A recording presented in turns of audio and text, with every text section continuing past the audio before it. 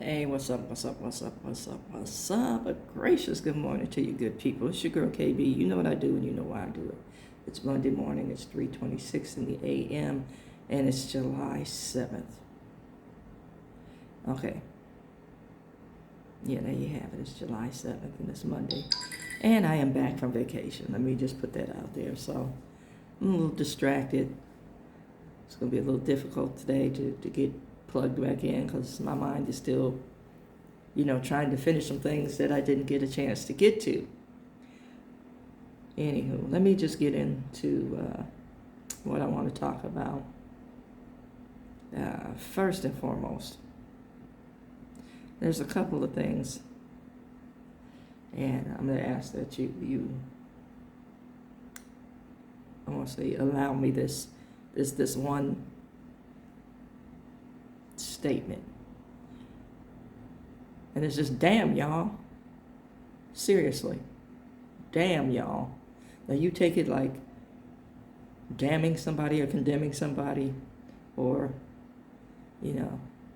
what is wrong with you? Damn, y'all. Okay? That's my statement. And I'm going to stand on it. And I'm going to say it with my whole chest. First, everybody's on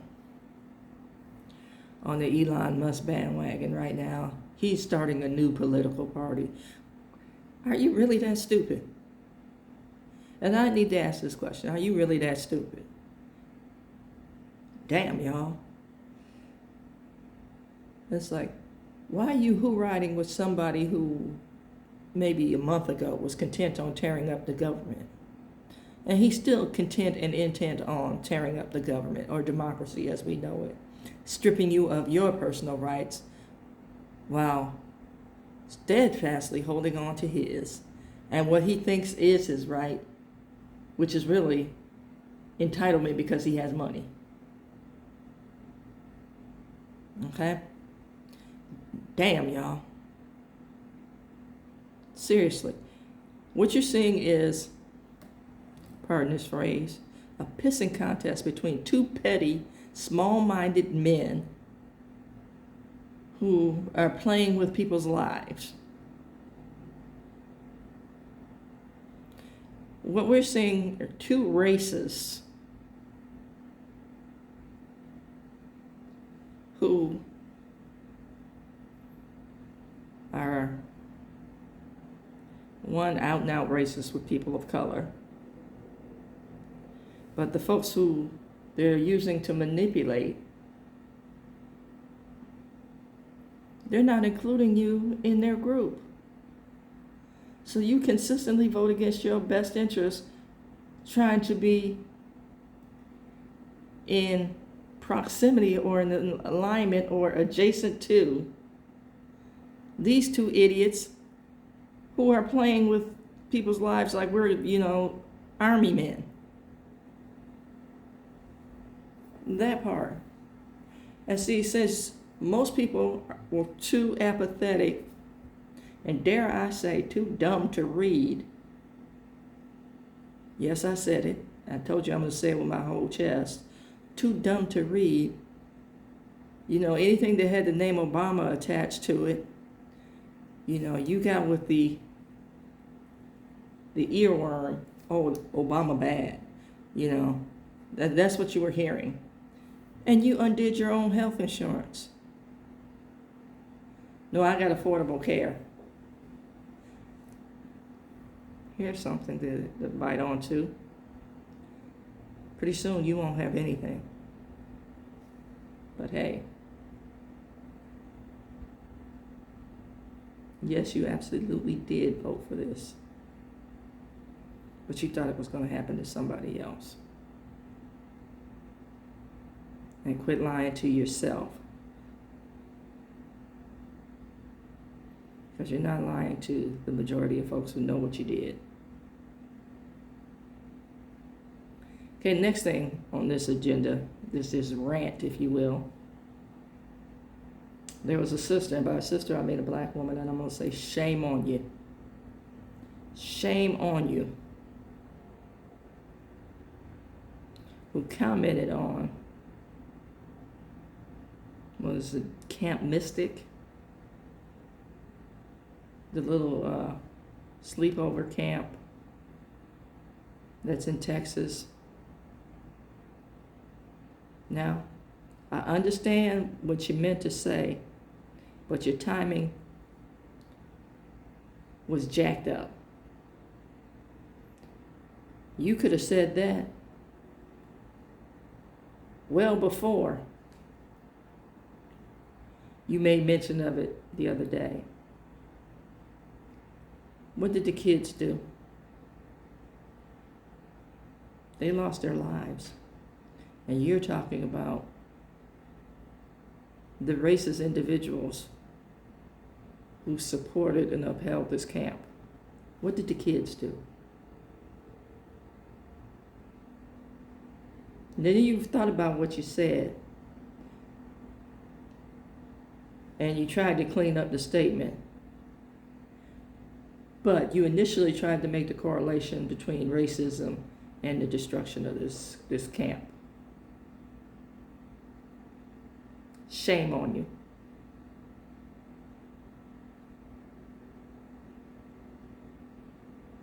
Now, if you want to really rant, if you really want to get upset about something, let's talk about the racist idiot and idiots who support him that say there is no such thing as global warming when we've had weather all the way across this country that indicates otherwise. But you want to rename stuff on the map. You want to sell golden images of whatever. You know, we have the golden calves for our day. You know, in scripture we have the golden calf.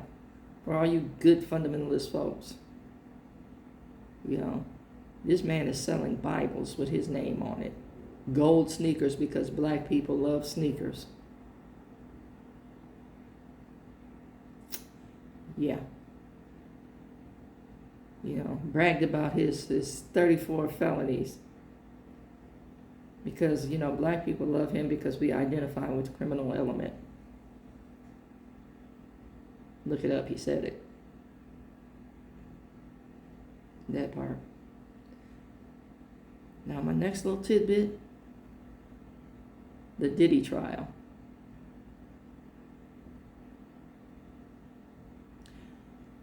In the term Stockholm Syndrome.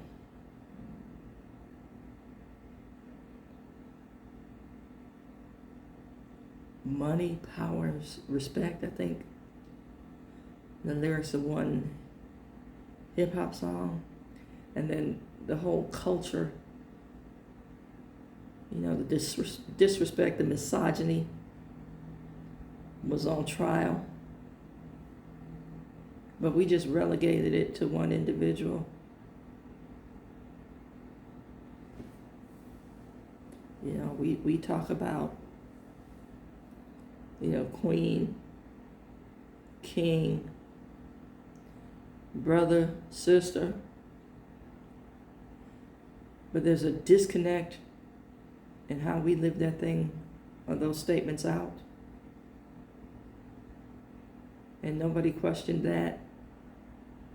And all this talk about the trial. You know, I'm from the era where we used to dress up to go shopping. We had to be presentable, you know. Back in the day, if you go to like pictures from the early 60s, you saw kids, you know, dressed to like they were going to church to go into the downtown area. You know,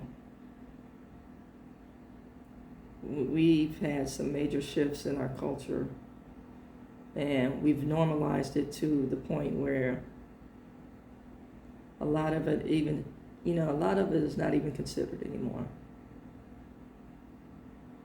Or a lot of it is standard operating procedure. You know, we need to look at what we bought into and what we've normalized. You know, and what we want to be known as and known for,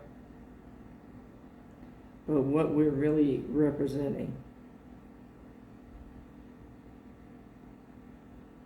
It's a sad state of affairs, and I know my grandparents have thought this, my mother has thought this, and now I'm of the age where I'm thinking it. You know, I'm old enough to remember seeing the civil unrest, you know, seeing and hearing the King speeches, remembering people of like George Wallace, Strom Thurmond, Faubus, you know, just the history of these folks. And nobody has shared these stories or these experiences. I think the very last voice that we've heard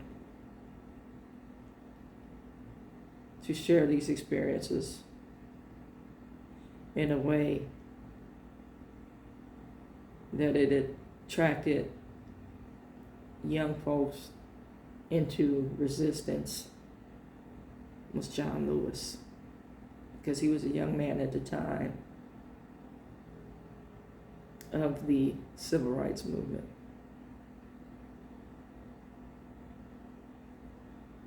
And see, the people who have been denied their history don't know the power that they yield and wield.